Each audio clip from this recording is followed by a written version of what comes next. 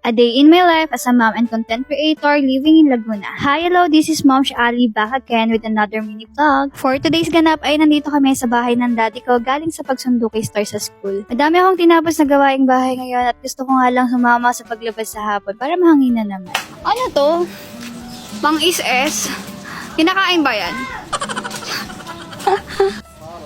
Parang alam ko bang is-is to ng kaldero eh. Ay, alam ko yung mga bago. Is-is din yata yan. Hindi ko alam. Sino bisita mo? Kung nagsisiga, magagalit mo naman ng kapitbahay. Malamok.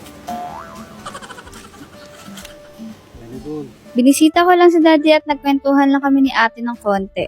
Ibinibidan niya nga sa amin yung radyo niya para daw pag nasa labas siya, madalig daw namin siyang mahahanap. Paano ba naman kasi yan si daddy laging nasa layasan? Mabuti nga tuwing pumapasyal ako ay naaabutan ka naman. Dahil nga halos tuwing hapon naman ako nandyan, feeling ko hinihintay niya rin talaga ako.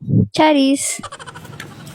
Nagyaya na ako agad umuwi dahil dadaanan pa namin yung urine lab result. Panay kasi sakit ng balakang ko, kaya ayun, may UTI na nga. Tignan niyo yan, ang ganda ng langit sa gilid yan ng Mercury Drugstore dito sa Langgam. Meron nga ding clinic dito, kaya nagpa-check na rin ako para hindi na ako babalik bukas. Natuwa talaga ako kasi naabutan ko yung doktor kahit 5 past na niya. So ayun, finally, uuwi na talaga kami. Ayun na lang muna for today's video. See you again my next one. Bye!